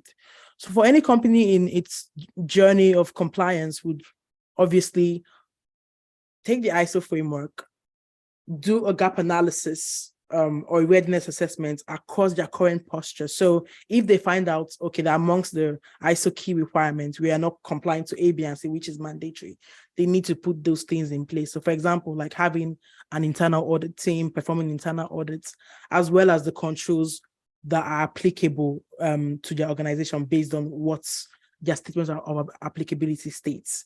So what we have here is that we have a number of frameworks that most companies choose to adhere to based on its business needs. Most of the times, for companies to be compliant to specific framework, this is normally driven by business need. I know in the UK, you would not get cybersecurity contracts unless you have cyber essential at you would not get government contracts rather unless you have cyber essential as a barest minimum.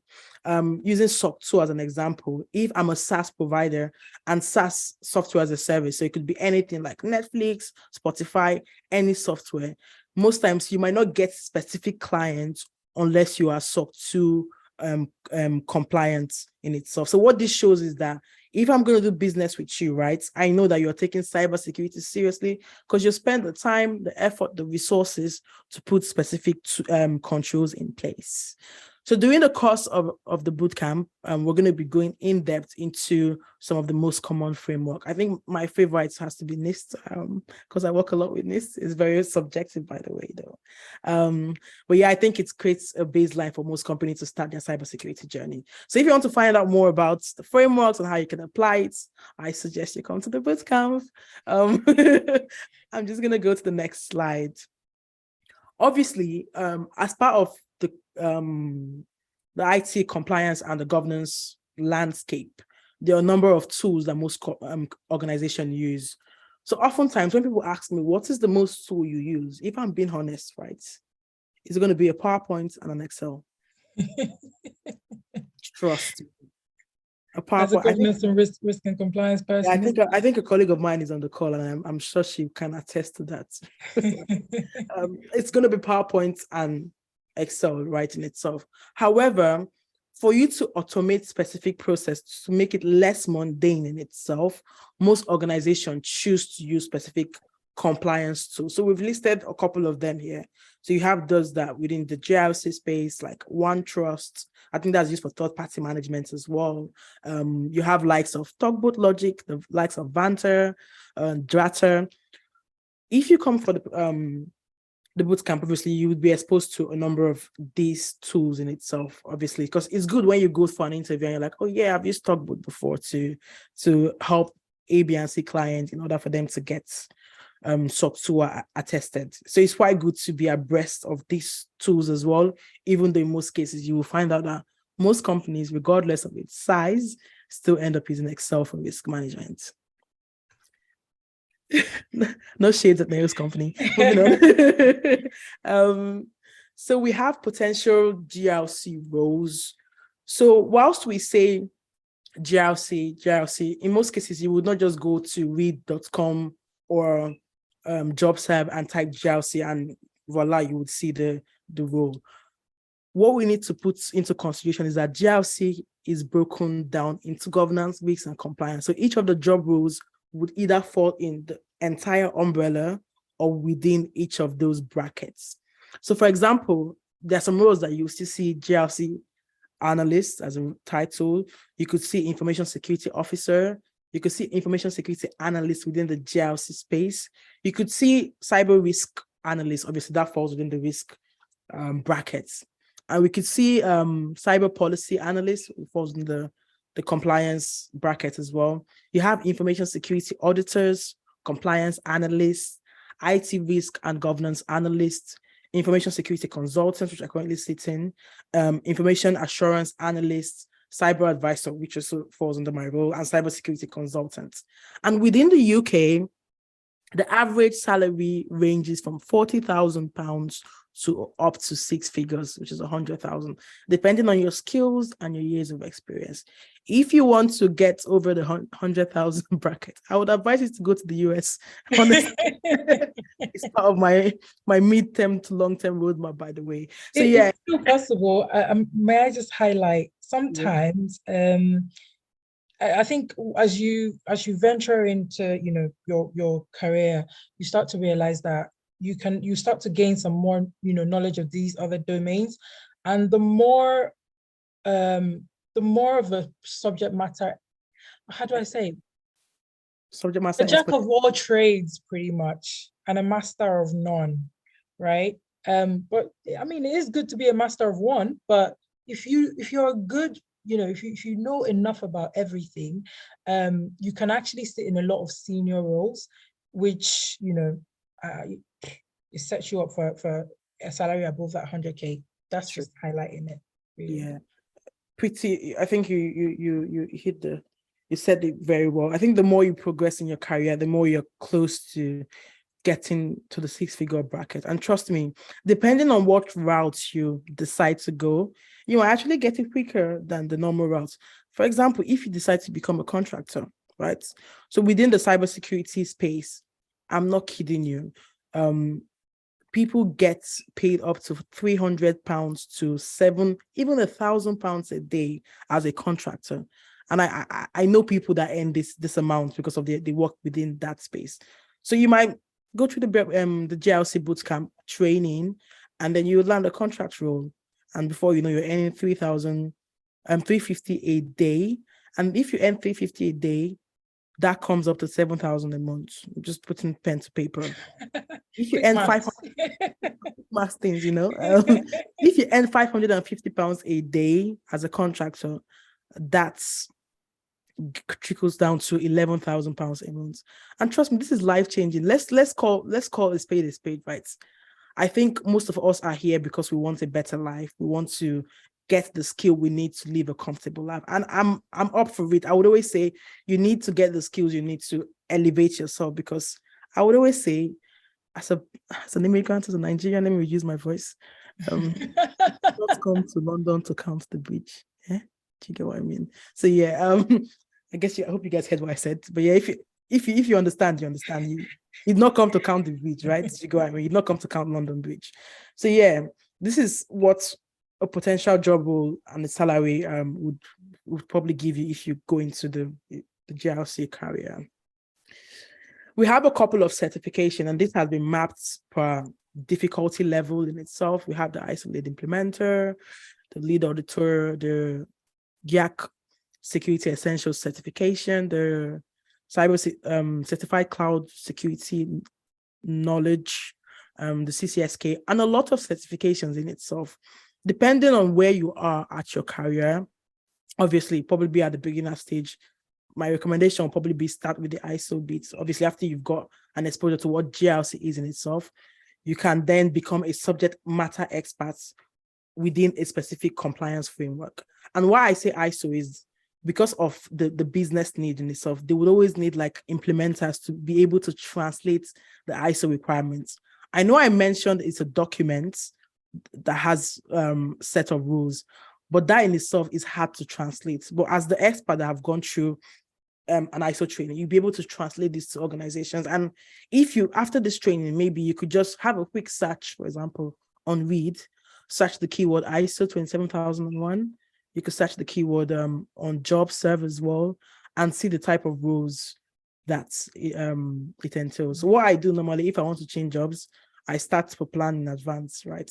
On what skills I need to get in order to get that role. And I'm just going to move quickly. This is a day in the life of a GRC analyst. I'm not going to waste so much time here. I guess we're sharing the slide with the people that attend or register for our training. So we're going to decide whether I guess those that register, you get the slide. So they're typically what a day of a GRC analyst would entail. Because of time, I'm just going to skip this. And over to you, Nero. Right. Sorry that we've had to obviously, we're conscious of time, so we've had to sort of move past it. But I assure you, we've covered most of the stuff that you would literally need, because I think with some of the examples, we've been able to cover, what a typical day would be like. If you've made it to this point and you're sort of, happy and pumped up, and there's so many words to describe it, go on our website, hcsacademy.tech, and browse the selection. We have a very nice sort of, we call it, we're proud of our learning methodology, right? Because we think that coaching and mentoring is such a important part of starting your career in cybersecurity. So when you go on there, you're going to see coaching sessions. If you're not sure, if you're still not sure, book a coaching session with us, right? And then we can have a one-to-one, conversation about where you're coming from, where you want to go, right? And what your strengths are. We can have a deeper conversation and more social conversation about whether cybersecurity is good for you. But if you're sold, meaning you know what you want to do, and you want to get that bag, go on our website and click on IT-GRC Bootcamp. We have several payment options because, energy prices, recession. So go on our site and also click whatever works for you, right? We're very, very approachable people. If you ever have any queries whatsoever with payment or not being sure, just send us an email as well. I think we should have our email at the end of this slides, but I'll drop it in the chat as well. Send us an email with whatever queries you might have, right? The system that we currently use allows you to register and it sets you up with an account, right? So you have your own interface where you have milestones that you can complete, and it's just a way of tracking your progress basically. But it's quite intuitive. So when you register, you see all of that. If you have any questions, still pop us a message.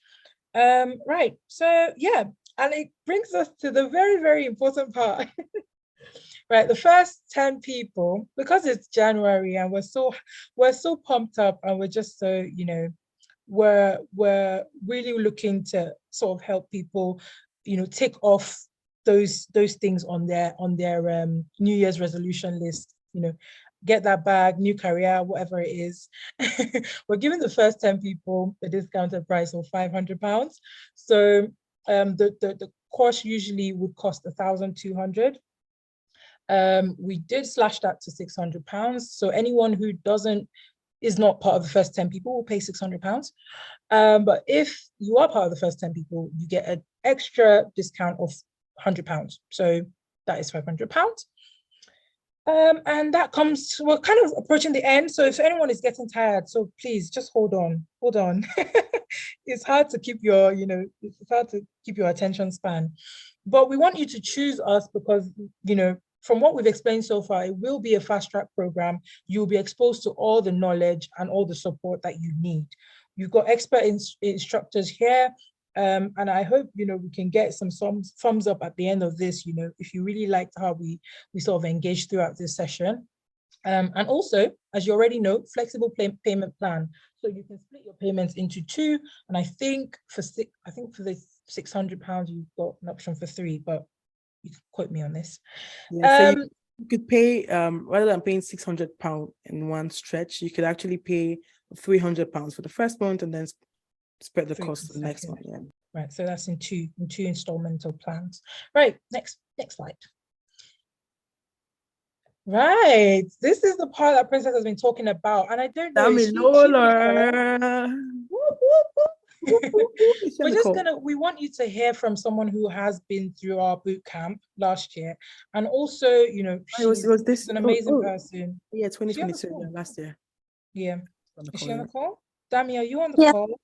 Yes. Oh, welcome, Dami. We know you had a stressful day, but we're so happy to have you here and, sort of speaking to people about your experience.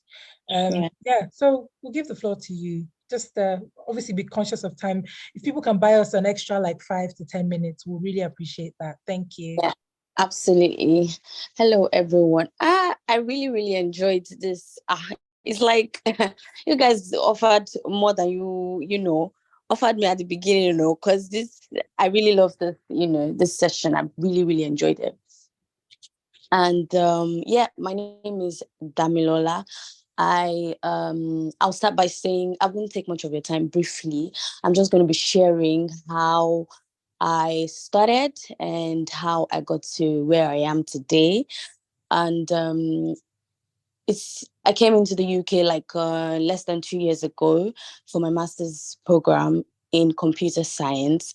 Mind you, it's not something I really wanted to do, but because for several reasons, I just chose that, and I ran off with it. But all along, I've always, thought that I wanted to do something on cyber. I wasn't sure. I wasn't, but I wasn't sure of what I wanted to do exactly, because obviously, like, Nero and Princess have mentioned, there are several domains in cybersecurity. So, but I always knew I wanted to do that. And for my undergrad, I studied criminology and security studies, nothing related to cybersecurity, though. So maybe 1% related, but not as much, relationship. So after I concluded my program, my master's program in computer science, I was desperate because obviously I didn't want to continue with the care job I was doing. And one way or the other, I connected with HCS um, HCS on LinkedIn. Yes, on LinkedIn. First, I met Nero, and Nero and Princess have been really helpful in my journey into cybersecurity, because initially I didn't know what I wanted to do, but after I met with them and they taught me and coached me and gave me the insight, just like it's been given, it's been shared now. And I registered for the first boot camp, my boot camp with them, and it really, really helped me. It really, really shaped. I mean, mind you, I did not have the skills. I did not have, I didn't have any of the skills. I just know that I wanted to do cybersecurity, but I didn't know, a lot of things that I know now. And So what were your key takeaways? Like, how did it help you? From maybe from a confidence perspective, from exposure perspective. Yeah. What were your key takeaways? Okay, so I was not very confident because I feel like I didn't have the skills, but attending the boot camp, it really gave me the confident boost that I really, really needed. And the several mentoring and helping with CV, preparing for interviews and whatnot, and all of this coaching experience really, really changed my perspective and gave me the courage and the confidence to actually go for it. I knew I wanted to go for it, but I didn't have as much courage because I felt like I didn't have what it takes. But after the boot camp, after several mentoring and support, really support from this from the platform, it really shaped my my growth in cybersecurity, GRC specifically, because I'm not good with the technical aspect of things. So I went to the governance, risk, and compliance aspect of cybersecurity. So yeah, Nice. yeah, How long? So we've just got two more questions, right? So how long did it yeah, take you from end to end of job search? And you're missing some really key things because you're actually really, she's one of the most dedicated people I've seen, from every perspective. She just had the will. And we say when there's a will, there's a way. I think Dami also you had success on your second interview. It was literally your yes, second interview that you had. yeah, Your yeah. first one was a huge bummer because you were like, Yeah, the first interview, yeah, I'd not met HCS at the time, so it really, really went bad, like because at the time I was still confused. But after my encounter, after the boot camp and the boost and the energy and the confidence, I took that confidence, I took that energy, and I went for the second interview, and that was what landed that's my fantastic. current So role, all mine, within the space of 3 months. Because after my dissertation, I didn't have the skill, but in the space of 3 months I gathered the skill. I'm not saying I'm 100% good at it. I'm not saying I have the knowledge 100%, because obviously I'm still learning on the job, and I'm still taking some trainings and self-learning and doing a lot of reading and studying on my own. But Yeah. And that's how the industry is. You know, you see that as well, even with your workplace. You're constantly learning, you're constantly And self-learning. when my boss says, "Oh, I'm glad to have," we are glad. The company is glad to have you. You know, I love your energy, and I'm like, God, this guy doesn't know that in my brain sometimes I'm shaking. You know, but at the end of the day, I'll say, if you know that this is where you want to be, if you know that this is what you want to do, just have the confidence and give it all it takes. It's not going to be easy. You know, you feel discouraged because you feel like you don't have what it takes. But once you start the process, once you start the learning process, you realize that, you know, it's not that hard. It's not that hard because you keep learning every day. Thank you. Amazing. Thank you so much, Dami. Thank you so Just much. one thing to highlight, right? Dami did not just get an entry-level role.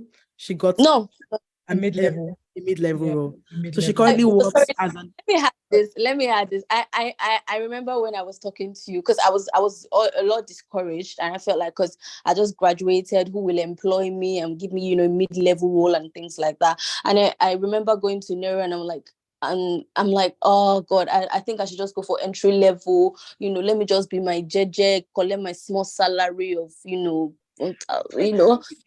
me just be there as a support person. And she was like, no, you're more than that. You know, the encouragement, honestly, or I don't even know how I grabbed so much encouragement, and I just coveted, you know, all of this encouragement and energy boosts that I could get from them. And with that energy, I'm like, yes, absolutely, I'm bigger than this, I'm bigger than the entry level role. I want more money. I You didn't know count your worth. you know your worth, you know. I didn't come to count bridge, you know, and with that energy, with that, you know, confidence and And enthusiasm, it I is, just and never. as an immigrant, Dami, I would say, you know, it's a life-changing experience, isn't it? Isn't it? Yeah, It really truly is it life-changing, is. because you Yes. spend so much trying to give yourself the education and a better life, and all Yeah. we can hope for is getting a job that really, you know, can fulfill that, you know. So Yeah. it's great. Thank you so much. Thank you so Thanks, much, Dami. Dami. Thanks for joining, by the way. I would encourage every listener who, you know, please register for this, because Please honestly, do. it will change your life. Because I'm a living testimony. If someone had told me like a few months before, you know, back, that I will be where I am today, I would deny it, honestly speaking. But my encounter with, you know, HCS, honestly, it really, really changed my life. To be honest, it did. It Thank did. you. It means a lot to us. Thank you. Thank you so Yeah. much. Thank Just a you. bit of an insight without saying too much, right? For an information security officer role, the starting Yes. salary would be from £45,000 above, without revealing Yes. what her salary is. So No. with that role that she currently is sitting, she's earning above £45,000 or £45,000.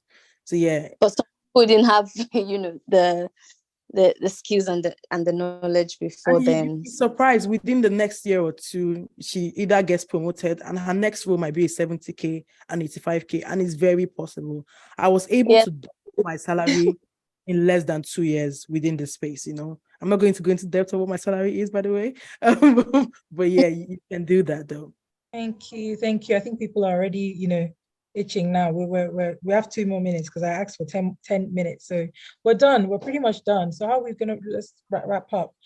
Oh, great. Freebies. I love freebies. So you didn't just attend this, you know, for attending sake. We will still be giving you some nice freebies. If you want to familiarize yourself, we've got a glossary of information security terminologies and definitions for you to get started, boost your energy a bit. HCS Academy brochure, which will go into, it would have our sort of learning curriculum, and also our free ebook.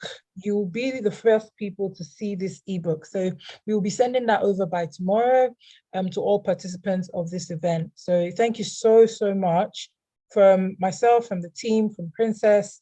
Honestly, gratitude. Thank you so much for taking out 2 hours and 10 minutes of your time to A listen lot. to us. Mhm. Thank Amazing. you. Just Follow up. Oh, sorry. Just one last thing to note, if you can just, our website, hcsacademy.tech, just you should remember that. I'm just going to put that in the chat in case you don't have that. hcsacademy.tech. Or you can show them our lovely faces on the homepage. let me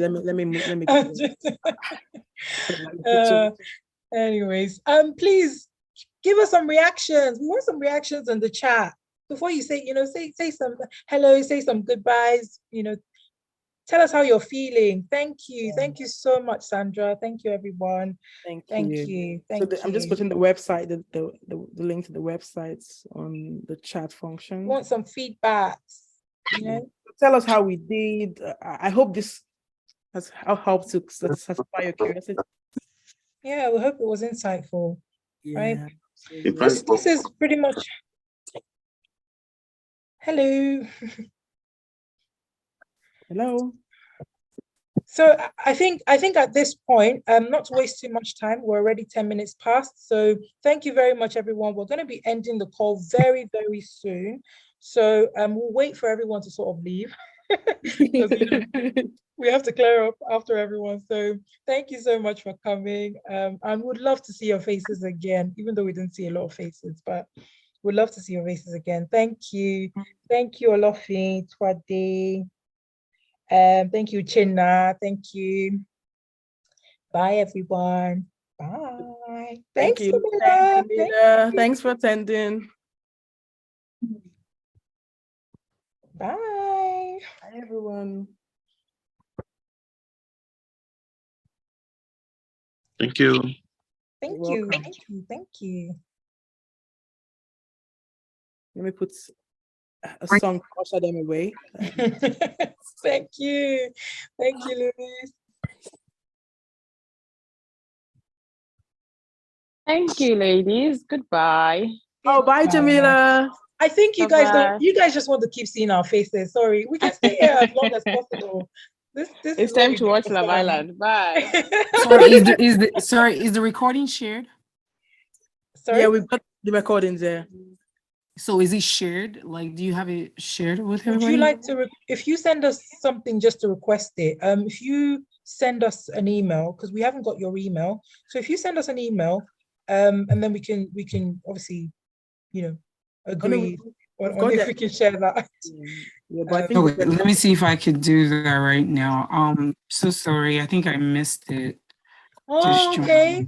Where you calling in from? I'm coming from the US. Yeah. Oh, hi. No way. How did we miss you? How do we pronounce I just joined actually. I just joined like a couple of minutes ago. Okay. Is it Louise? Yes. Yeah. Okay. Louise. Okay. Oh, Louise, nice to meet you. There's no way you're going to miss all that information. We will send it to you. That's our email in the chat below. Oh, so, okay. What field are you in, Princess? Me, governance, risks, and compliance. So I currently work as a senior cybersecurity consultant for a company offering consulting services for other. Also, you work for like one of the big fours? Similar to a big four. Okay. In the insurance space. So yeah. Jesus.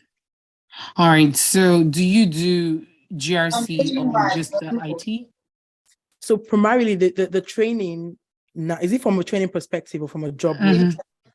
From a job role perspective, just trying to see how, like the exposure. Interestingly, this meeting is actually not for me. I'm taking this because of someone that I would love to introduce to your training. So I'm in information security myself, so it's not. But I'm all the way in the US and I can't train her. I'm so sorry because the time difference is pretty much. Yeah. So I'm kind of like trying to look for the best space for her to learn. Right now, she's kind of like hands-on. She's really starting from the tough part, which is more like the pin test side, blue team, red team. I know that's probably going to scatter her brain at some point. But yeah, so I always prefer to start from the risk and compliance side, then you work your way towards that. If you select the area of GRC you want to stay, if it's incident response or business continuity, then you can grow in that. But That's why I wanted to listen to what you guys have to say. If it's gonna help her, re-strategize, and then she could go ahead and take your class. I don't know, how does your class work, if you don't mind telling me? No worries. Let me just pull up what you will learn. Can you see the screen? Okay. All right. Okay.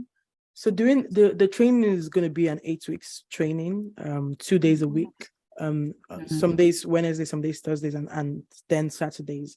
And obviously we'll be starting with what is information security in itself.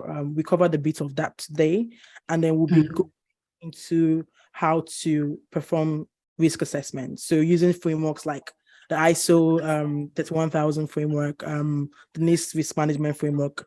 So i.e. would teach them how to develop and maintain a risk register, how to conduct risk assessments, understanding the likelihood and impact of so the typical risk assessment that you would perform within an organization. We'll have to teach this as well, how to document policies from a risk management perspective, and then we'll go into governance, risk, and compliance framework. Specifically for the purpose of this training, we will be focusing on ISO 27001, and then we'll touch base a bit on the NIST CSF cybersecurity framework as well, on understanding the requirements and the controls within that area. Also, we'll be teaching them how to develop policies. So we have a bank of tools and templates that people will take out of this training session. Okay, that's fine. So interestingly, so how much is the training for anyone that wants to take the training from the UK, and what time do you perform this class? So the training it was originally £1,200, but it's £600, right? Okay, so it's 600. Okay. Yes, £100, yeah. And the training is Wednesdays from 7 to 9 o'clock, and then on Saturdays from 12 to 2. Okay. So total, 7 to 9. That's I'm gonna check our schedule. I'm not too sure. Interestingly, one area that I wanted to ask about. So you guys also talk about audit controls. How does it? I'm trying to see how they merge, but it's fine. I'm just trying to. So developing policies. So you have specific tools that you currently use in doing that you're going to share with them. Exactly. So what tools are you familiar with currently? So currently, I'm familiar with the Tugboat Logic, which is now OneTrust, Vanta, Secure Frame, and a number of tools as well. So we have the IBM Archer. Obviously, that's from an enterprise perspective. But for the purpose of this course, we're going to be using tools like OneTrust and Secure Frame. Just the two. Okay. As you know, these tools they're not easy to come by. So for a training platform. So are you also in GRC as well? Yep, I am more on the risk and policy side. But yes, I work within a GRC function, but from an ITOT standpoint. So I'm obviously coming with that knowledge as well. Okay. All right. I think you guys have enough things to help out. I just want to make sure I will definitely listen to the recording, and honestly, this kind of like will give her the exposure that she needs. And if she wants to go deeper into the other side, I wish her the best, but I will share this with her. And then honestly, if I'm able to, I'm just gonna make sure she kind of like register for the class. And you said you help with CVs and we do a lot of one-to-one coaching. Do you know what I mean? Because that's key, right? Everyone's very different. We need to make sure that everyone is getting what they want out of this program, and it's sort of tailored to whatever path they've chosen, if that makes sense.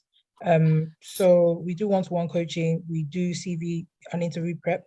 In the UK, it's very important for you to stack up, experience or have some sort of, experience. So that's the kind of thing that we offer job reference as well. So that people you can sort of push them, obviously we can only offer one job reference. And it comes with how much interaction. If you can actually make it to the end of the course, you get a reference, because we only want, the best of the best people. Don't want to be just throwing out references. Oh yeah. So how many years have you been doing this compliance? So I've got 4 to 5 years of experience. And I've got for instance, 5 years of Okay, you experience. got 5 years. Okay. But I stem from an incident response and investigative background. That's what I was doing Okay. before. Same. Okay, before you move to okay. Yeah, Okay. GRC. All right, that's fine. I think you guys have enough stuff for her to pick up from, but I definitely would advise her to take this because where she's going, and it's probably going to be too tough. So I I think, would. Louise, we encounter people like this all the time. It's not surprising at all because people always want to go down the pen testing route. But sometimes it's just not the route that might suit their strengths or capabilities. Okay. But I'll let her know that this probably will be the easiest way for her to get in. But if you can just send the recording to me and then I could share with her. And then do you guys have a slide that you could share or you don't have a slide? We've got a slide. Okay, please. Can you share that too? Well, I think what sorry, love. One of the things that we might recommend as well. So on our website, we have an opportunity to book a coaching session, right? So it might be worthwhile for her to book the session with us to okay. clarify this as well. I'm just going to put down our website. That's free. Please. Yeah, that's free as well. Yeah. All right, it's okay. I just wanted to make sure she has everything, and if she feels that she wants to try this on, then that would be fine. Just to avoid the whole Chinese whisper, obviously, it would be good to actually sit with her just to understand her needs and where she's coming from. Oh yeah, she's from finance, so yeah. She has a finance background, so that's why I wanted to introduce her to financial risk. But at some point, I'm like, look, I think just go straight to tech because I am in technology risk. So I'm like, just bit that area and just get into information security. So that's why. So I think she probably will be able to pick up quite a number of stuff easily, especially the third party portion, and then because I've done third party and I've done governance quite well. So more like I'll be able to help her on like where she's going that I can't even help her right now.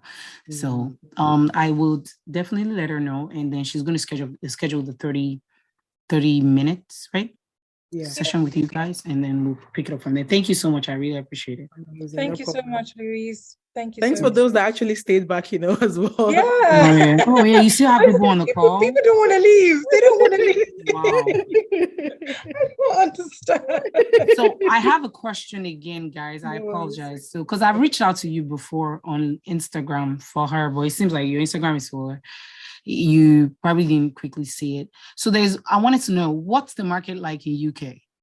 Because in America here, we know what our market structure is, but what's the market like for information security? What does the base pay look like? I just want to know the structure there. Do you want me to? Yes, do you? Yes. Okay.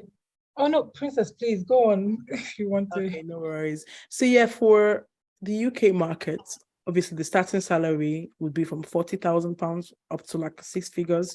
I guess that's not as booming as the US in itself, but it's kind of like a work-life balance, I suppose, right? Than what you would see in the States. But realistically speaking, you could start a career on £60,000, £65,000, 55. So that's the realistic baseline in itself. And then the more you progress, the more you get more money. Okay. May I add, it also depends on the route that you take, so the path that you take. If you decide to be a consultant, there's a higher chance that you're going to obviously, get up the ladder quicker or start at a very, good rate for starters. But usually when people go for like analyst roles, they tend to sit within that 40K mark. But if you're good, you can go straight into, the 50, 55s. And depending on what, obviously, if she's British and she's got indefinite, indefinite right to leave and whatnot, she can actually go through the contracting route, and that's really booming. So you could, it's really booming. I know people that earn £11,000 in a month, £7,000 in a month. The day rates range from £300 a day to 1,000, To depending 1,000, yeah. yeah, To on 1,000. where. Oh, yeah. Do you have people from the UK, sorry, the US here on this call too? Actually, we are quite surprised that people from the US have joined. Yeah. But I don't think you're the only person we know from the US that has joined. Only because people have refused to sort of do introductions. And I think that's some sort of feedback for the next time, because with our Mentimeter questions, we're going to ask what part people are actually dialing in from, what part of the world people are dialing in from. But for the most of it, I think 90% of the people on this call are from the UK. True. From our knowledge. Okay. Someone just put up from Gemma's from Ireland. Ireland. Yeah. No, someone's just commented there from Ireland. True. I just But yes, as our training grows, we're going to get more people from the US. We have a lot of our training counterparts in the US as well.